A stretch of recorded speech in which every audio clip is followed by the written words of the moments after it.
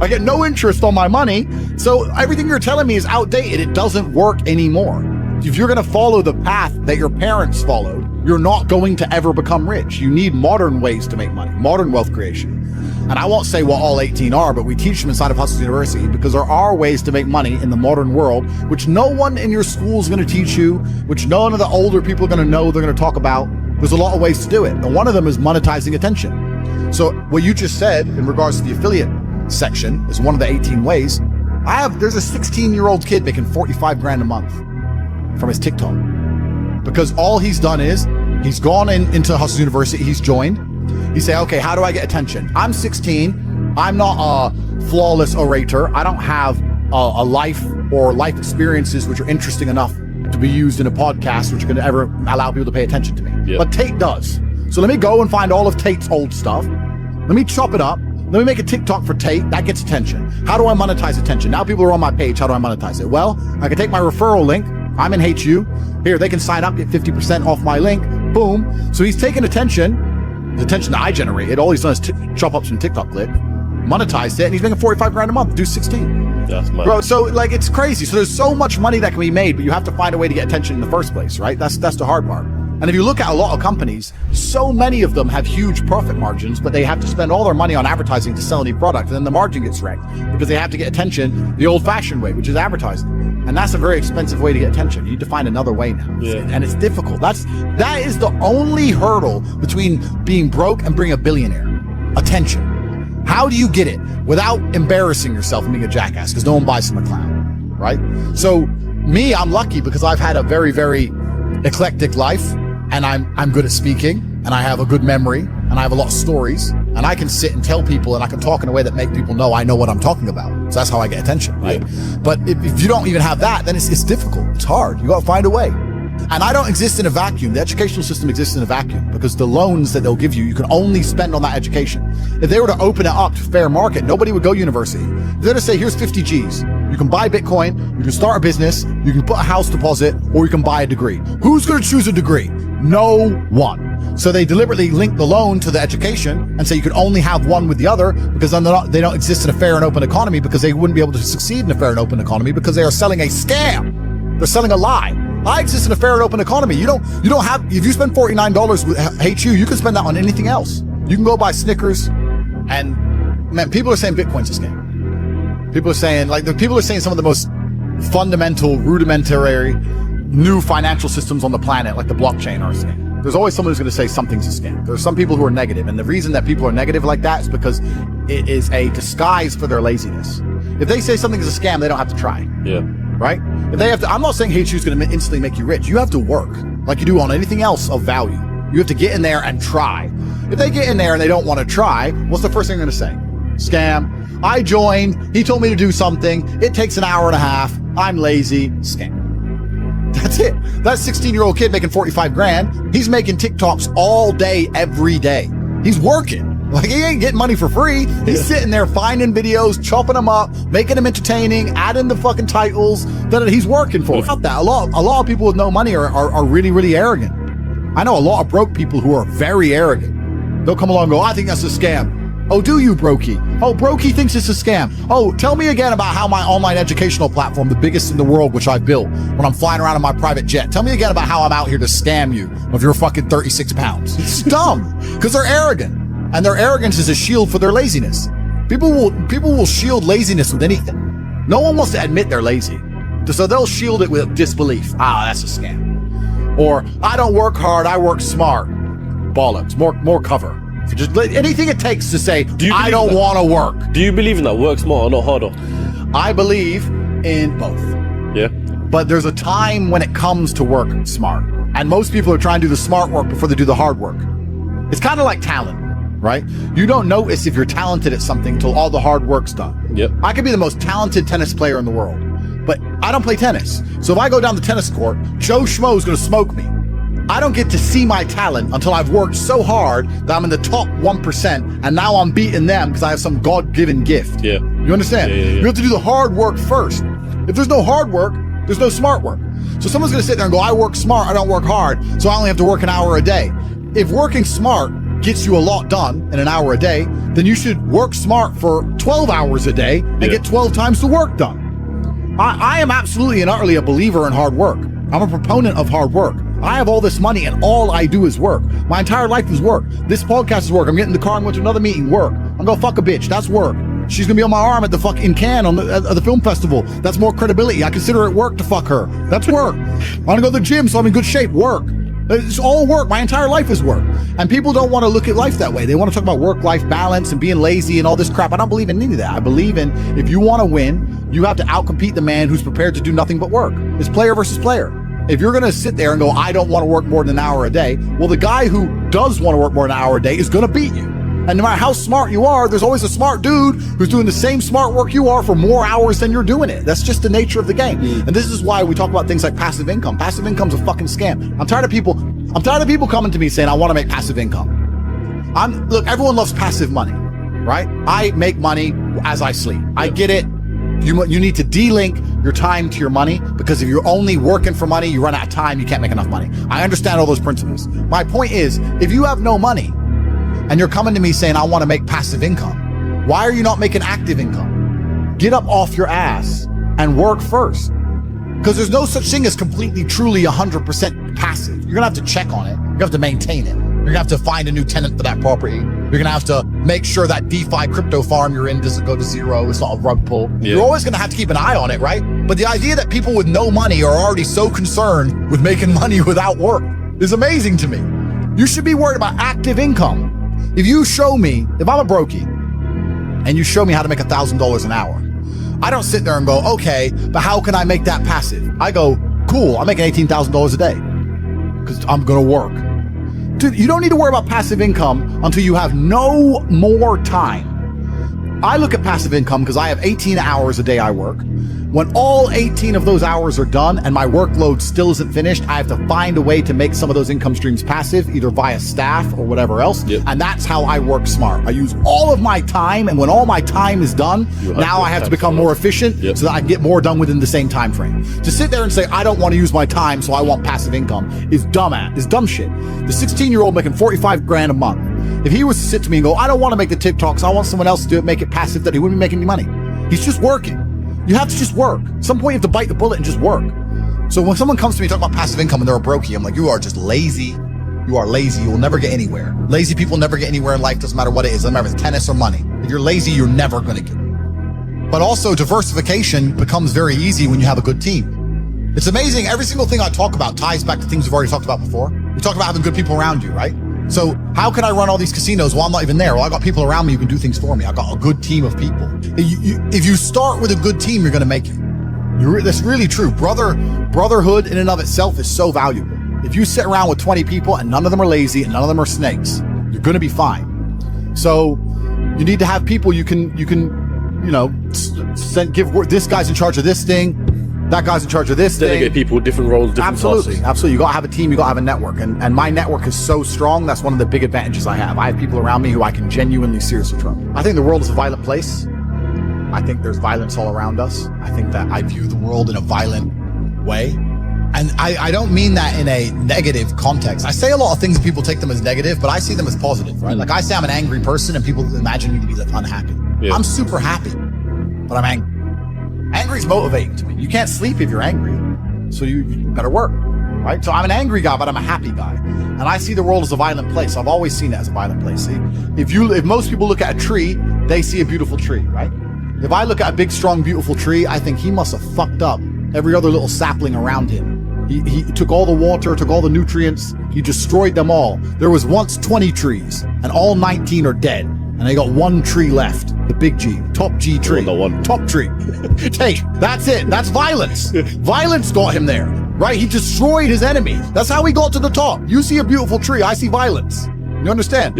And that's the true nature of the universe. You have to learn that you have to take things from other people. And by taking it, I'm not saying go rob a bank. I'm not saying that. I'm saying completely the opposite. You can be a philanthropist. I'm taking money from everyone inside of Hate You, but I'm changing their lives. It's a good thing. You can take money in a positive way. Most people don't look at life that way. And when you look at life that way, you need to start identifying. One of the things we teach inside of Hate You is to identify every single time your money is taken from you. So I say this to people. I say, for the next 2 weeks, every time you spend money, even if it's a pound, write down how they got it from you. They're like, what do you mean? I'm like, all right, cool. You're walking down the street, you're going to Starbucks, you buy a coffee.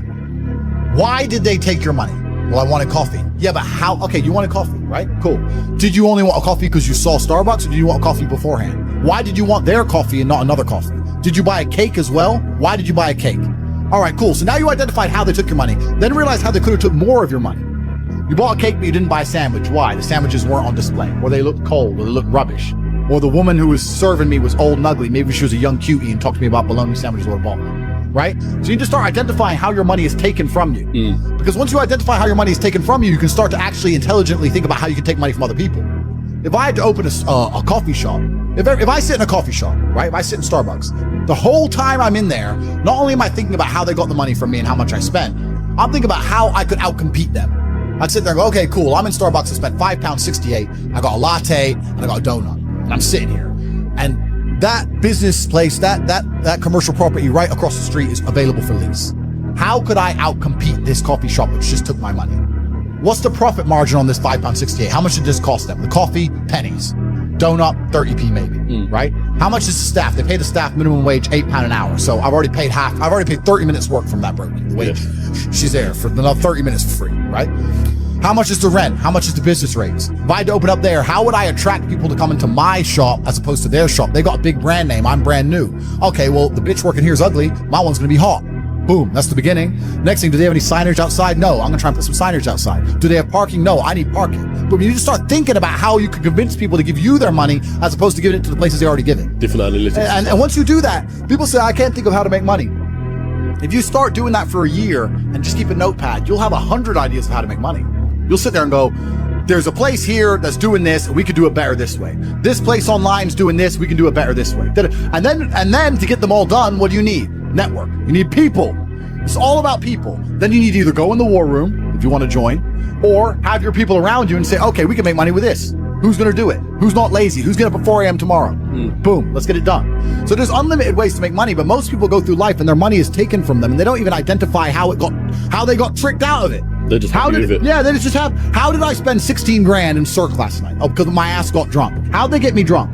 Well, because the guy, when I first bought the first bottle of champagne, was there on the table, pouring, putting it in my hand, got me drunk, then I spent 16 grand on bottles. That's how they got my money. So if I open a club, I need to make sure when people first come in, they get fucking hammered. Nobody thinks about it that way. Nobody thinks, how did they get that out of me? Right? Why am I spending $2,000 for dinner in Novikov? Is it the food or is it the fact that I'm in Novikov and tag myself in Novikov? You have to identify how you're getting famous, how you're getting finessed. That's how you do it. But most people just walk through life getting finessed left, right, and center, giving all their money up. Oh, how did that happen? You got to learn to finesse other people. Yeah, but it's not finessing in a negative way. It's in a good way. It's a good way. You have to take money from other people. That's the only way you're going to make money. Yeah. You have to take it. There's a pimp, and he said a really intelligent line. He said, business is just other people's money. That's all business is. I want to start a business. So you want other people's money. That's what you want. So how are they going to give it to you? You have to think about it. Nobody thinks about it. And the easiest way to think about it is to think how you're giving yours away. That's a mental model you should adopt. Yeah. And you'll end up with loads of business ideas. Business ideas are everywhere. It's just execution which is difficult. I have a massive respect for Islam because they have principles which they refuse to bend on. And we live in a world now where every single principle is being constantly bent and broken. Yeah. And I like to see a fundamental, or I like to see a mental model which is rigid. Yeah. There's nothing left rigid anymore. The law isn't rigid. Christianity isn't rigid. Like the only thing you can sit there and say they will not bend or they will not break is Islam. So I have absolute respect for that because it's just a masculine imperative. It's just a masculine mindset to have. And as a man, I respect people who say what they mean what they say. Those are the rules. Oh, you don't like it? Tough. And besides Islam, there's not much of that left in the world now. Yeah. Now everything's just bending and breaking and they're just making it up. Yeah. Like, I think Christianity is a joke. I think it's a joke of a religion. If someone were to ask me my religion, I would have to say, if I was to find God, it would have to be via Islam, because how am I going to go to a Christian church when they got gay pastors and shit? The Bible says no, and you're just ignoring it. What is this? It's not even a thing. Like, to me, it's a joke of a religion now. I think it's a joke. So if you're gonna bend all your own rules, if you're gonna be tolerant of everything and stand for nothing, then I don't think you have any. What's actually happening is that the New World Order and people who are in charge of the world are using certain agendas to enforce they're using them as a disguise to enforce hidden things. You understand? It's like the Green New Deal. They come along and say, global warming, global warming, global warming. They pretend it's about the planet, but really it's about just raising taxes to the sky, locking you in your house and taking your car away. They don't give a shit about the planet. It's a disguise. So the people who are in charge of the world are using certain agendas, which they don't want you to argue against, to sneak in a bunch of other legislation, a bunch of other rules. And the whole pro-gay acceptance thing is exactly the same. It's nothing to do with gays. The people who are in charge of the world don't care about anyone but themselves. They don't care about you, whether you're gay or straight. They're not interested. What they're interested in doing is controlling the minds of people and affecting the way people operate in a way which is beneficial to them. I don't want to get too political on this podcast to say what they're really doing, because the video will get taken down. But anyone who has a brain, who wants to go and find out, you will find out that all this green agenda they're pushing has nothing to do with the environment. All this gay stuff they're pushing has nothing to do with gay people. It's all to do with control. People who are in charge of the world want more control. If they gave a shit about global warming and rising sea levels, why does every single multimillionaire and billionaire buy a house on the beach? It's the first place they buy their mansion. I thought we're all going to drown next year.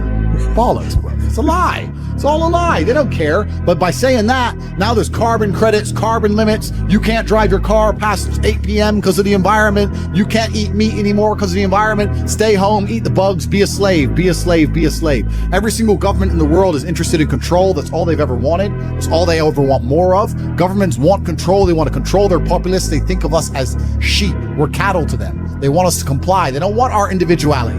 They don't want us to think for ourselves. They want us to just sit there and obey like robots. So every single one of them is slowly inching, day by day, pushing the limits, taking as much control as they can from the people to the people who revolt. And if they do it slowly and incrementally, they get away with the law. And that's what they're doing. And they're all inching towards communism, which is what they want in the end, because communism is the governmental system that allows them the most control over the world. People sit there and go, oh no, the governments don't want communism. The governments want free enterprise because governments want money and governments want everyone to be rich. They want people to be wealthy. This is beyond money. The people in charge of the world print the money. They don't care about money. They don't care about economies. They don't care about taxes. All these things are brokey considerations. When you print the money, do you think you give a shit if the economy is good or bad? You print the money. You don't care. What you care about is when you click your fingers, do people obey you? That's what they want. They want power. Power, yeah. That's what it's really about. The whole world's about power. So when someone comes on TV and tells me I'm supposed to believe something, you need to believe this about the planet. You need to believe this about the gays. You need to believe this about this virus. You need to believe this. I sit there and I look at it and go, why do you want me to believe this? Do you think? Yeah. Why? It's a lie. And sorry, you got me started now. Sorry, bro. But it's like, why do you want me to believe this? Do you want me to believe this because it's good for me, or is it because it's good for you? Are the rules made for the benefit of me, or are they made for the benefit of the people who make the rules? And you sit there and you understand that all of it is programming. All of it is a lie. They want you to believe things that are not true, like go to university, get in debt, sit there, learn or get a degree. That they want you to believe all this crap so that you are as enslaved as they can make you. This is all they want. And I understand that. So whenever they come along with anything, this is not about gay people as a whole. Don't give a shit. Any agenda they try and push on me, I know is not for my benefit. I know it. So I reject basically all of it. Like, you look at Tyson Fury, right? How can you not respect the heavyweight champ? Gypsy King, G, right? And he was talking about how he was depressed and how he fought his way out of it and everything. Huge respect for the guy. He was depressed, and the only way he fought and beat his depression was one day he got up, grabbed himself by the bootstraps, got in the gym, became the champ again, brought himself back to the former champion he was. He did it himself, right? And I think that that's really the only way any of these things can be beaten. I think if I were to talk to Tyson, or Tyson were to talk to anybody, he'd say the same thing. He'd say, look, end of the day, even if you're struggling, it's you that's gonna have to get up and get the work done and change your life. I think that a lot of the help, which is being purported now by the system, by the Matrix, isn't designed to help. I think it's designed to keep people in this state of depression, because when you're depressed, you're submissive. You don't care about what happens to you if you're depressed.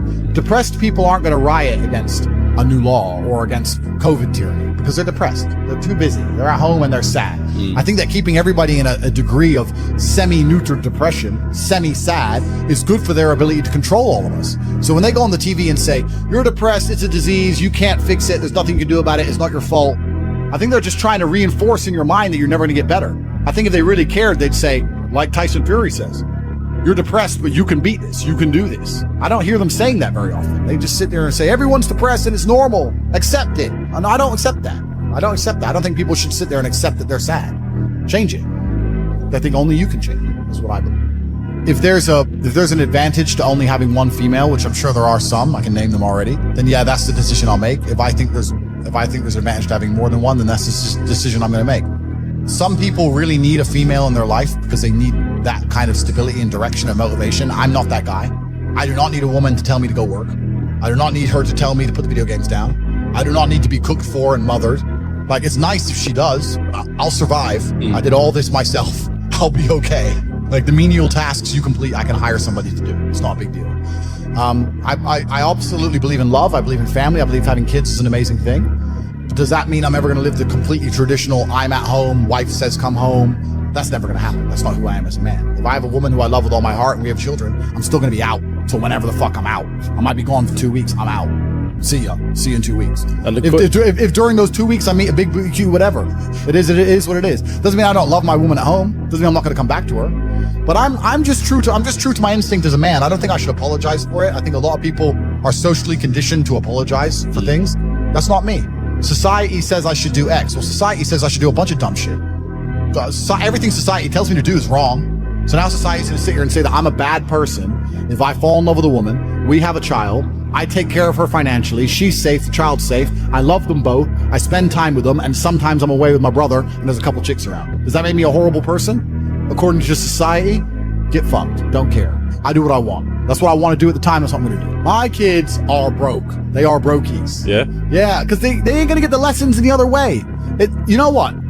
It's actually different. So if I had a daughter, my number one concern wouldn't be spoiling her. Because I think spoiling a chick isn't even a bad thing, really. I don't think it affects their mentality nearly as much as a man. But the problem with spoiling a woman is, if she has too much access to money, a man's going to get hold of it. I've been around, bro.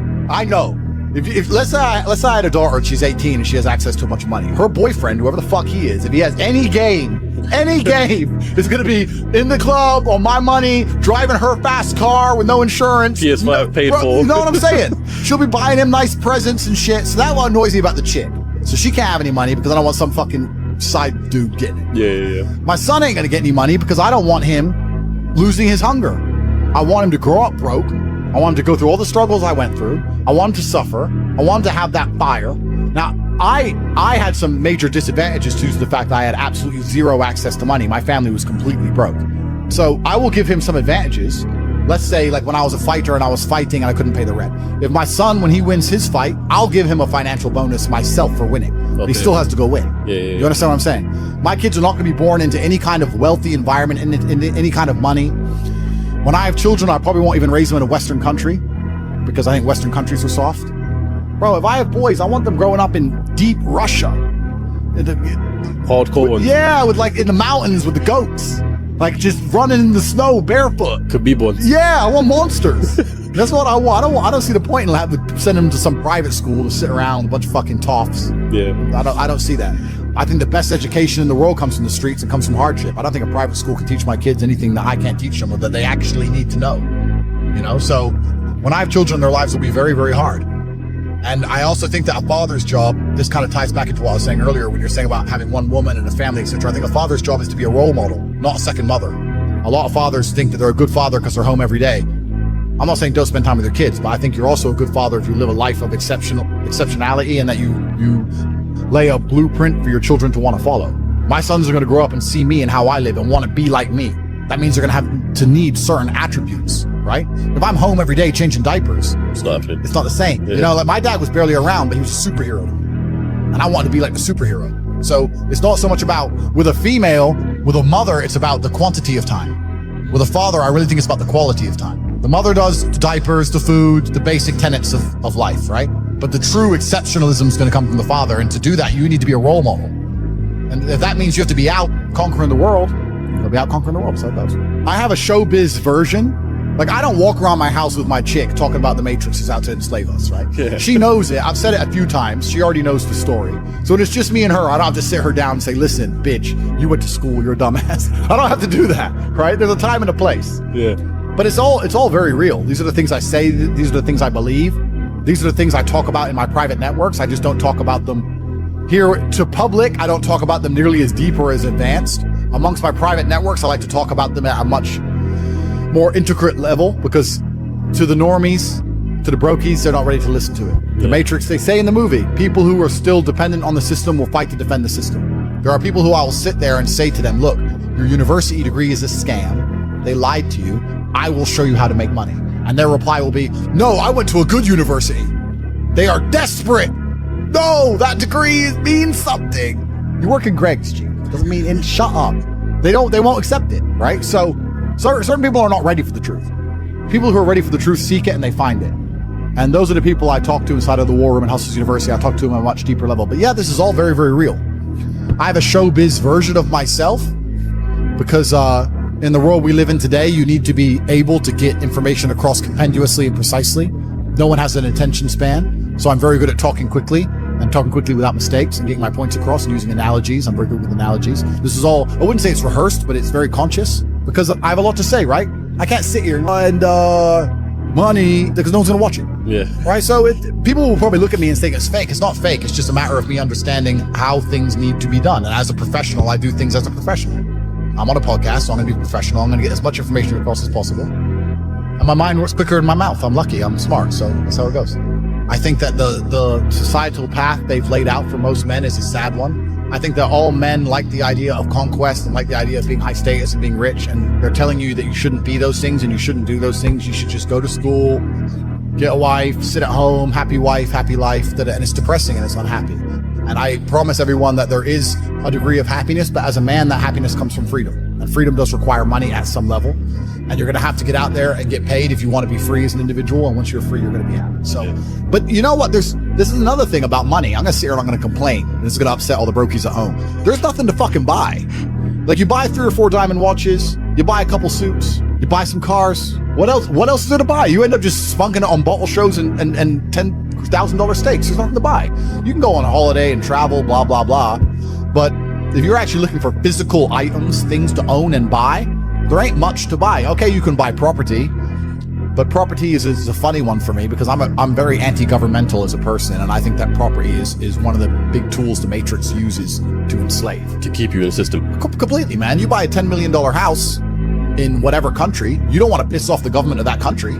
Yeah, but because you'll lose that house. Yeah. There's a lot of people who talk about passive income, and we'll talk about passive income because I think that's the biggest scam on the planet. The idea of passive income in and of itself is a lie. You're the first person on the podcast to say that. Bro, yeah, no, like everyone goes, oh, I want passive income. Well, of course you do. Everyone wants passive income, but tell me how you're going to get it, because having tenants is not passive income. Ask anybody who has tenants. It's fucking headache, right? Yeah. If I have a house XYZ, I gotta make sure it's looked after, not broken into, the electricity's on, it's cleaned. I gotta get someone on the ground. My assistant's gotta deal with it. Now it's just gotta be something to deal with. And once I got a bunch of money, what I really wanted more than anything was freedom. There's a bunch of these real high-level crypto guys, you know, like the guys who invented Ethereum and all that. Yeah. The autistic guys. They don't own anything. And I kind of get that. I'm at the point now where they have a backpack of their possessions. And if they want a house, they rent it. They want a Lambo, they rent it. If I need to go somewhere, rent. I don't own anything. I don't have any hassle. Nothing's in my name. No government can take anything from me. You know, you get to a point of wealth where you kind of start thinking, do I want to have all this crap now I've got to deal with? Really, you want peace of mind. And I have enough troubles in my head. I don't need to be worried about my mansion in Santa Monica, which has been broken into. And I don't even go there. Do you know what I mean? It's just law. So that's that. And then also what I was saying earlier about property being a tool to the Matrix. If you buy a $10 or $20 million property under a government, you can't piss that government off. You can't disagree with that government. You can't, if the tax authority of that government says you owe them money, you better fucking pay it. Or you're gonna lose a house, right? Yeah. If they say you better take an injection in your arm for the good of society, you better take your vaccine. You better put your mask on. You can't even get a parking ticket, my G. Listen, if I'm in England right now, I don't own any assets in England, right? And I pull up in the DBS. Have you ever seen James Bond look for parking? Me neither. No, fuck no. He parks up and gets out. That's what I do. Park up, boom, get out. I don't look for parking. They put a ticket on the DBS. Let's say I decide not to pay that, right? What are they gonna do? I don't have any assets in the UK. They're gonna make a bunch of letters, send it to a bailiff. Bailiff's gonna drive around the UK. I don't even live here. Boom, it's over, right? If I had a 20 million pound house, eventually it's gonna go, the 60 pound becomes 120, 120 becomes 240. Yeah, bailiff comes, $2,000, $3,000, boom, boom, boom. Gets to the point where they're gonna take my 20 million pound house off me. Maybe it takes 3 years, but they will, over a parking ticket. So by buying that property, you're now giving you're giving the government a way to hurt you. You're giving them a leverage over you. And I'm at the point of wealth now. I have enough hidden money where I don't want any government to have any leverage over me. I want a government to say, Andrew, we don't like you. And me say, get fucked. You know, safe. All right, I won't come then. Bye. Like, and that's the problem with property. Property is a tricky one. I know you can make money with it, but you have to understand that they'll use it against you, man. It's a leverage. So I always knew I wanted to escape the matrix before I escaped it. Let me tell you why. If COVID has not woke people up in the last 3 years, I don't know what's wrong with you. The government came along, closed your business down by force, forced you to have a medical procedure you didn't want, made you stay in your house and cover your face because of something with a 99.9% fucking survival rate. They come along and literally broke every single rule. They broke the Geneva Human Rights Convention. Every single law that they wrote themselves, they just broke them all under the guise of safety. More people committed suicide from mental health issues, or more people died from missed doctor's appointments for real diseases because of this crap. They came along and did it because they were told to by someone above the government, because the government's not even in charge of anything. And now they've gone back to normal. Everyone thinks they're not going to do it again for some other reason. You think across the next 30 years they're not going to come back with some new shit? Fuck them. Next time, when they come along with this crap, I'm out. I'm bouncing. See ya. When they did this, I went to Sweden. Sweden was open the whole time. Sweden never locked down. I was in clubs in Stockholm while everyone else was here locked in their houses clapping for the NHS like a jackass. I was in the nightclub. No masks, no vaccine, no lockdown, nothing. Running around with Swedish chicks. So I just run to freedom, right? But if I had, let's say, a big property within the UK, I can't just say fuck the UK. Yeah. So once you escape the matrix and you try and find a way to get your wealth outside of the system, then you can exist geographically anywhere. And once you can do that, then laws don't really apply to you. If they made a law in the UK I was unhappy with, I'd just leave. And if they made a law in Romania where I live I'm unhappy with, I would just leave. I don't have to be a law breaker. I don't have to be a criminal. I'll just go somewhere else, right? So property kind of ties you down, things tie you down. And if you look at the real high levels of wealth, if you look at the billionaires and stuff, they're trying to do the same thing. They don't own anything. They have a share in a company which owns a shell company in the Cayman Islands, which owns this subsidiary of a company in Dubai, which owns a boat that they can use. Yeah. It's that Aikido. It's the same thing. Get out of the matrix. That's what everyone's trying to do. You're always, as an individual, you always have to make a trade-off.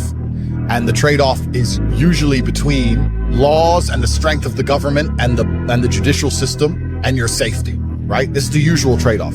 So Dubai, which I love and I spend a lot of time in, the judicial system is extremely harsh. The laws are extremely harsh, but it's very, very safe. I'll accept that trade. If you give me a powerful government and a powerful police force, but you give me my safety to wear a $5 million watch, I'll take that all day. But you have countries like America and England where the judicial system and the police are dangerous and they can mess you up at a whim, but they don't even give you your safety. So now I have to be scared of the cops arresting me for no reason and the criminal killing me. So they don't even give me a fair trade-off. So in my view, if I'm going to live in a country with a strong judicial system and a strong legal system, I want them to provide me my safety on the street and the safety of my family. And if they don't do that, I don't see why they're seen as so strong. There's countries in Africa and Southeast Asia, etc., where the judicial system's a joke. Then fine, the streets aren't safe. The police ain't doing their job. That all makes sense to me, right? When the police are going to come along and mess you up for not wearing a mask or catch you for speeding and wreck your life, but they can't even offer you safety, then fuck them. So I decided to move somewhere else. And there are countries in the world where there's a really interesting, delicate balance of a government and a police force which are not strong. And when I'm saying that, I'm not saying I'm breaking the law. I'm not saying it in that way. I'm saying that minor infractions or tiny things are not going to be, I'm not going to be persecuted to the end of earth I would in the UK for a parking ticket. Yeah. And this is what I even said, like in Romania, you don't get parking tickets. You just fucking park. You just dump the car, nobody gives a shit, right? So it's just a different way of life over there. But at the same time, Romania and a few other countries in the world, a lot of them are in Eastern Europe, they have a strong morality because they're very religious countries. So although the police are not seen as a strong police force, they're not like the English police, they're not as well funded, they don't have as fast cars, whatever. Yeah. It's actually very safe because people just have a different view of life. Yeah. So it all adds up. So I moved there purely for small things, bro. Kept getting parking tickets, kept getting this, that, a letter. When you're living in the UK, bro, you get a new letter through your mailbox every day. Someone wants money for something. You did something wrong. You had some fun. Yeah, you were breathing that day. Give us money. I was just like, fuck, why am I here? Bounce. Yeah. So I just left, and I had really good friends in Romania. I went to visit and ended up staying. So, but I never thought I'd buy one. But then they tried to keep telling me to put a mask on. I couldn't have it. So I had to get one. And then once you get one, it completely changes how you view the world, because now you can time travel. If I wanted to fly to, let's say, Vienna from here on a normal airplane. Let's say the flight's at midday. I get to the airport at 10 a.m., sit around for 2 hours, fly at 12, land at 2, another hour. By the time I do the passport, get my bag, my whole day's gone, right? Yeah. But if I want to fly to Vienna with my plane, I send a text message, say we're leaving at 12. I get there at 11:59. We take off at 12. I land, and by 12:01, the BMW's on the runway. I'm back on the motorway, right? So it literally only takes 2 hours. All the things other side are gone. It takes 2 hours to get in and out of central London in a car. Yeah. So I can get to Vienna. To me, going to Vienna now is the same as going to West End. It's like, cool, it's an hour, it's 2 hours, hour and a half, 30 minutes, boom, boom, boom, whatever it is. So it changes how you view the world. And that's why I end up jumping around all over the place. So I got something to do here, there. So it's 4 or 5 countries in a day sometimes, and you're like, bro, let's organize this thing. I'm like, I don't even know what I'm doing by 6 next week. Mike Tyson walks in here and tells you he's going to teach you how to box, and says you can't fight, you're a pussy. If that upsets you, then you can't learn, right? It's Mike Tyson. Just shut up and listen. Yeah. If someone richer than me comes along and says, Andrew, you don't know shit, you're a dumbass and you're a brokey, I'm going to sit there and go, okay, maybe I'm a brokey. Elon, tell me something. Right, I'll listen, but if you're gonna sit there and go, don't call me names, and then I not listen, you're never gonna get anywhere, right? You don't become the master unless you're very, very good at being a student. And I've always been very, very good at knowing when to shut up. But I've got to a point in my life now where I don't have to shut up ever. Yeah, I'm still a student of life, right? Nobody knows everything, and there's still a lot of people who I respect and will always respect and always am quiet around and treat with absolute respect. But I've been learning for a very, very long time. I've always been very, very observant, trying to pay a lot of attention. And life really doesn't have to be that complicated. When you see somebody that has something you want, you just got to try and work out how they got it. Yeah. And that's the missing part. Most people see people with things they want, and they don't do the second half. They don't try and work out how they got that thing. Oh, my man has a Ferrari. Okay. I wish I had a Ferrari. Okay. They don't sit there and go for an hour, how did he get a Ferrari? It doesn't cross that part is the part they don't want to do, right? They just go, oh, he has a Ferrari, wish I had a Ferrari, and they go back to TV. Yeah. And that's why they lose. When I talk about the Matrix, I'm talking about the systems which have been created by society, which are deliberately designed to enslave. In the movie, the Matrix were used for our body heat, but here in this Matrix, we're used for our efforts and our energies. And you're existing inside of a system which is deliberately rigged to make the rich richer and for the poor to stay poor. Yeah. And you can sit there and get upset about it. You can sit there and cry about it and say the system needs to change, which is what some people do, socialists, XYZ. But I know that's a waste of time, right? That's futile. The best thing to do is to understand the rules of the game and find a way to win. So yes, the game is rigged. Yes, the rich are always going to get richer. Yes, the poor are always going to struggle. And that's the way the game is set up. So you still need to find the best move on the chessboard. There's no point sitting there saying, I want to play a different game, because that's never going to happen. Because the people with the money are the people who have the control and they have the power. And why would they have the game set up any other way? Why would they change it?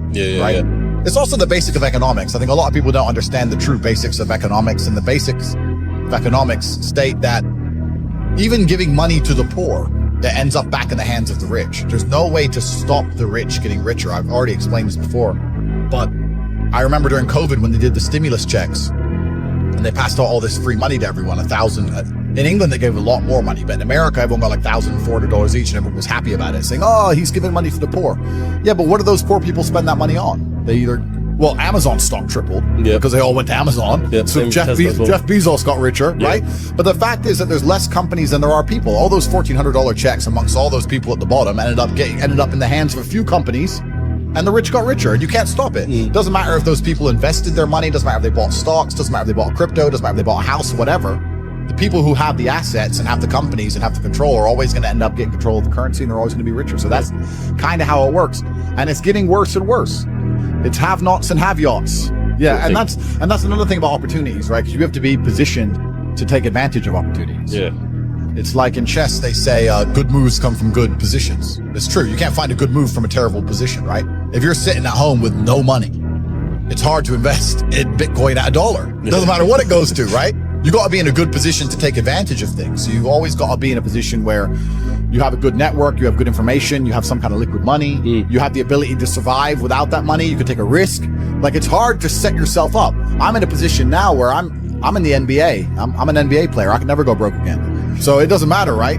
But once you're in the NBA, I can throw $1 million at something. It doesn't matter if it works or not. So for me, it doesn't make a difference. And that's why it's so much easier. They always say the first million is the hardest, and they're completely right. Once you get to a certain point, you can gamble to it. Yeah. Right? I always knew that the Matrix existed, and I always knew that the traditional systems Even when I was going to school and they're sitting there going, you're not going to get a good job if you don't get good grades. I was the one sitting there going, you're a liar. Shut up. I just knew the teacher was lying. I knew school was bullshit. I knew college was bullshit. I knew university was a lie. I always knew it was a trick and a con. I didn't truly understand things to the level I understand them now. But I had an intrinsic understanding, and I think everybody does.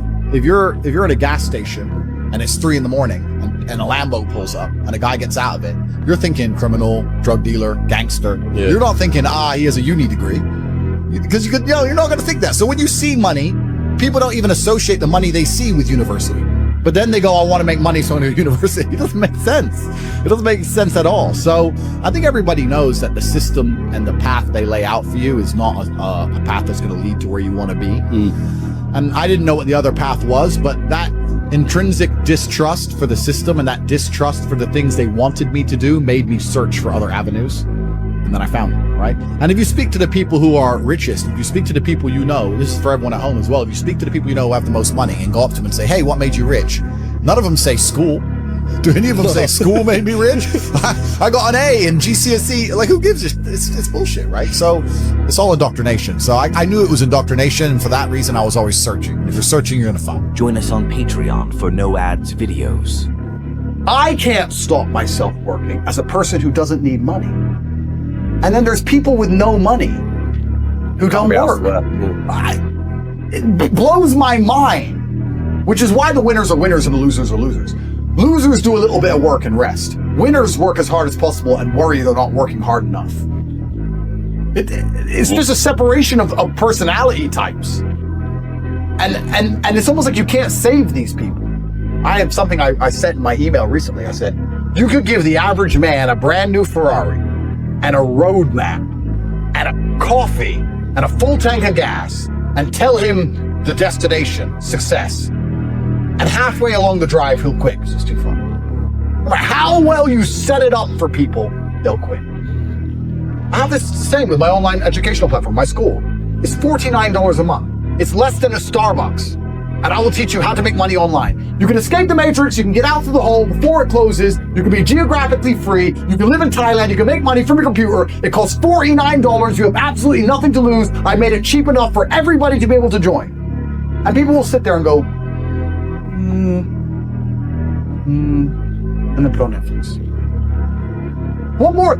I've given you a Ferrari, a full tank of gas, I've given you the latte, I've given you a roadmap, I've given you a hot girl to sit next to you and play songs and do selfies. I've given you everything. Just drive the car. No, yeah, it's far. I don't have motivation.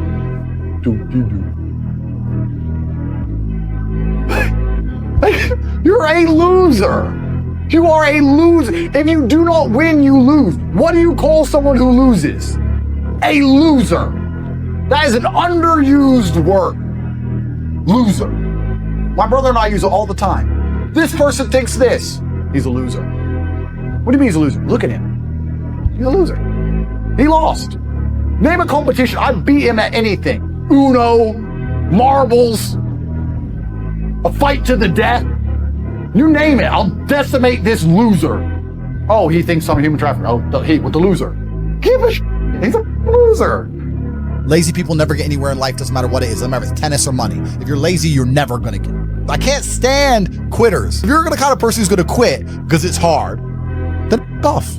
I don't even want your energy around me, because quitters are the worst people on the planet. You can give a quitter absolutely everything and they will still fail. You can give it, doesn't matter what it is. If you go to IKEA and buy a flat pack table and put it in front of a quitter, you will never have a table. He'll look at it, it's just long, and he'll quit. Quitters can have every single advantage. Quitters can have all the information. Quitters can have all the tutelage. Quitters can have a mentorship. Quitters can have someone who messages them every morning, hey bro, let's get it. And guess what they're gonna do at the end? Quit. They ain't never gonna have shit. So if you're a quitter, I don't even want you even inside my organization. I don't want quitters anywhere near me because you're never gonna be successful. When people see my plane in the sky, you can say whatever you want about me. You can call me arrogant. You can call me anything you want, but you cannot call me a quitter. I didn't quit. So that's the difference. When it was hard, I did it anyway. That's who I've always been. Because they're the worst thing you can possibly be, which is a quitter. Being a quitter is the worst thing you could possibly be. Because the only reason the place you're trying to get to has value is because it was difficult to reach. If everybody could reach it, there'd be no value. Value is linked to scarcity. The whole point gold is valuable is because it's not everywhere. If it was everywhere, it wouldn't have any value. The reason the place you're trying to reach is valuable is because people can't get there. So if you're the kind of person who quits, you're never going to get there. Quitters are the worst. You could give a quitter a map, a treasure map, and a hot air balloon. And say it's going to take you right to the treasure. It's going to be a 7-day journey. Here's a sandwich. Yeah. And halfway through, they'll be like, oh, I'm cold. Yeah, you just said it, 7 days? Nah. Yeah, and they'll quit. Yeah. Quitters will never make it. And there's a huge subsect of the populace who are basically simply quitters. I've never in my life seen anyone who's determined to get something not get it. I've never seen somebody who is determined in their heart to get something not get it. The universe and God is so giving and providing. People think it's difficult out here. I disagree. I've never seen someone wake up and say, nah, this is all I care about. This is all I want. Not get it. Everyone who thought that way in fighting was a world champion. Everyone who thought that way about money was rich. I've never seen anyone fail. Bro, I've seen people with no credit score and no job determined to get an R8 manage to get one on finance somehow. I've seen it. If it's all you want, you're going to get it. You're going to find a way to You're going to find a way. Yeah. People go, oh, I want this. If you want it, you have it. People often say, if you try your best, it's okay to fail. But what they don't understand, the true secret to the universe is that if you try your best, you never fail. Yeah. That's what people don't understand. And most people aren't trying. They aren't trying. They don't know what trying is. In fact, that's probably one of the things I hear the most. I used to hear the most because I don't talk to people anymore because they all annoy me. I'm trying. No, you're not. You don't know what trying is. No, you are not trying. I know you're not trying. I know, because as we sat here before we went to speak, you weren't on your phone working. You weren't trying. You were standing around talking shit to some idiot. You're not trying. People are genuinely not out here giving their absolute best, because if you were, you'd have everything you've ever desired. You'd have anything you've ever wanted and asked for.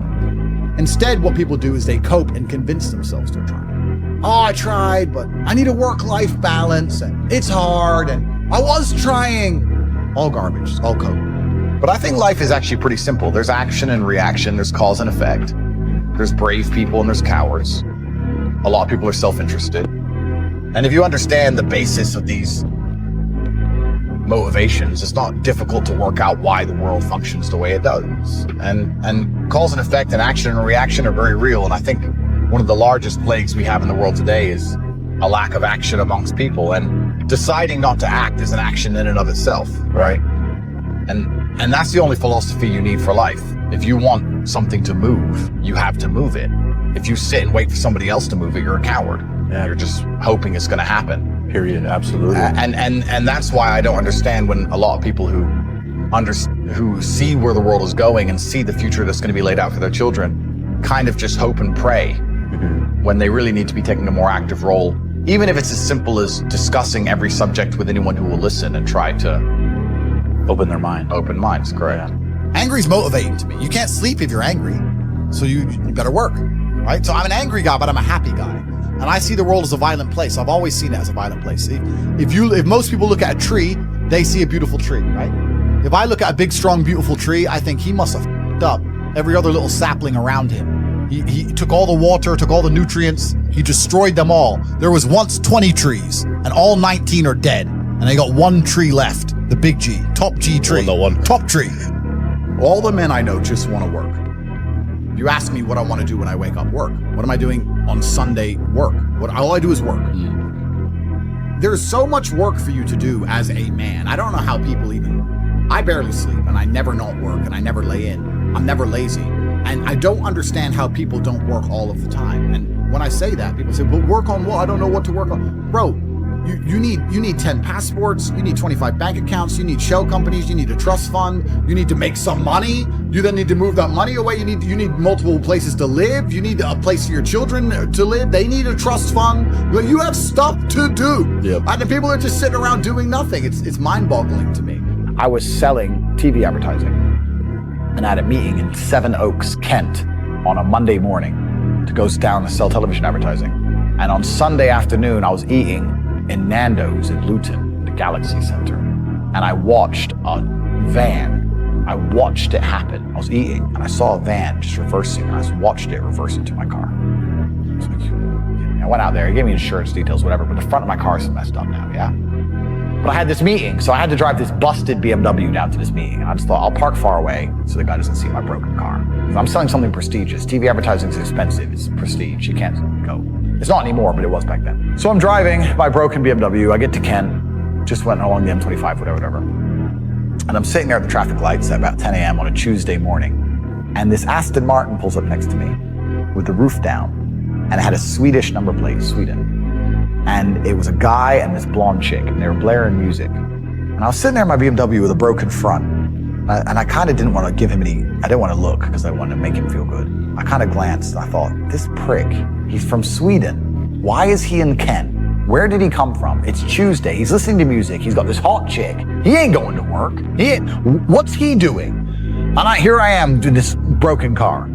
Anyway, I went to the meeting, didn't even get the deal, blah, blah, blah, long story short. Maybe that's kind of like world going full circle. Because now I drive through Romania. Yeah. And I have a hot chick next to me in my Lambo or my Bugatti or my Ferrari, whatever. And the Romanian kid looks at me and goes, how's this English guy in this Lamborghini with this hot chick? He ain't going to work. It's kind of like the world's like, I'm now him. Yeah. It's kind of cool from that perspective. Maybe that's why I love cars. I don't know. A lot of my stories on me realizing how the matrix needs to be broken were semi-related to cars, because when you start seeing a car that's the price of a house, and then you start seeing people with 30 of them, that's got to wake you up. That's got to wake you up. That I try and say this to people. Let's imagine what's a good wage in England? 100 grand a year? 100 grand, yeah. 100 grand a year, good wage, yeah? What's that on 100 grand? What are you paying? 40 or 50% tax? Probably about 40%. Okay, so let's say you're getting 60 grand a year. Let's imagine you're earning 100 grand a year. You're successful inside of the matrix. You're a successful slave. You make 60 grand a year. Let's imagine you can live for free, eat for free, you walk to work, you never buy clothes. Let's imagine you save 100% of your money, 60 grand each year. I don't want to do the math off the top of my head, but my Bugatti was 5.2. What is that? Is that like 90 years? It's a lifetime of saving. That's a lifetime of slave work without spending a penny ever once. To by the time you're geriatric and can't function, you might be able to buy one of my 30 cars. If that does not tell you the matrix must be cracked and there's other ways to make money, then nothing will. Yeah. Because if you think you're just going to work your way to the top and just stick to the rules, you're a dummy. No, you won't. Yeah. I truthfully believe that the universe is a very giving place. And I don't want to sound, airy-fairy, but I truthfully believe the universe is a giving place, and that if you actually really want something, you can have it. I have a mission, and I'm on the mission. And we're talking to the people. We must be animated. We have a job to do. We must let the people at home know that enslavement's coming for their entire life and their bloodline unless they resist. Stop watching the Super Bowl. Stop going to stupid concerts, and instead be motivated about your family's future. And the closer that, it's actually interesting because I think humans, or maybe this is just me coping, maybe this is cope, but I think we're designed to struggle a bit. Because the closer you are to struggle, the more sensible you are. And gender roles all fix themselves in struggle, right? If you have 10 men and 10 women and they crash on a deserted island, the men do the man stuff, the women do the woman stuff. There's no discussion about gender roles because you're gonna die. Right. So the men have to go hunting, the women are gonna try and sew a blanket, whatever, because we're gonna die now. Right. So we don't have time to talk about whose job's what. Right. Also, if you meet somebody who's had a hard life, they seem to be pretty wise. Yes. It's difficult to find someone who's had a hard life who's a total idiot. When you speak to these liberals or these morons, they've had very easy, soft lives. So I think humans are supposed to struggle a bit. Absolutely. And in the Western world, it's the age-old adage. I know it's overused, but hard times create good men create good times, and the good times create a bunch of weaklings, and they mess everything up. Yeah, it goes to a point, and then it goes the opposite. It goes the opposite way. Yeah. These people have had too easy lives for too long, and you can apply this to nearly any of the societal ills that apply to the Western world. People have had it too easy for too long, and none of them know any struggle at all. I mean, I don't know about you. I can almost crash my car 10 times. And I only slow down when I hit the tree. This is how I am. Like, I think that inside of the human psyche, sometimes you need to be shocked. You need to be hammered with something. That's just how it goes. Because until then, you're like, maybe I'll keep it in mind. Yeah, well, I got away with it. Yeah. But when you finally learn your lesson, right? But there's a lot of these people out there who aren't being taught any lessons at all. And they're going to destroy society en masse because they have never had any kind of difficulty in their life. And what it what is life without difficulty in the first place? My point is, I don't understand or I don't fathom the concept of fun. I don't wake up and think, what can I do for fun? I don't wake up and think, what is fun? I want fun. That never crosses my mind. I wake up and think, I have things to do. And if I don't have things to do, I'll find things to do. You can always do more work.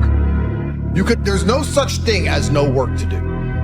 After this podcast is done, you can release it. And you can make X amounts of clips. That's what we know. And then you could watch it back and you could analyze every word you've ever said. You could find a way to say it differently. You could go dictionary and find new words and you could learn them and you could memorize them. Then you could sit down and you could rehearse it and use those words and sentences to make sure you pronounce them correctly and you don't make any mistakes. Then you could always do more work from the same thing. The work is never ending. The money is never ending. So you have to find joy in your work. You have to find purpose at least. I don't know if I even find joy in my work because I'm stressed and annoyed. I'm furious all the time. What do you mean we've made $1.3 million today? It's a joke! Flip the computer. But you have to conquer the earth. Let's talk about this. Why did Genghis Khan wake up and think, you know what? What can I do for fun? Well, I can play this instrument. That's shit. Play the instrument for me. Diddle-diddle-diddle. Boring. Okay, let me this girl. Her. Kid number 84. Boring. What's there to do? You know what, guys? Let's all get our horses and let's just...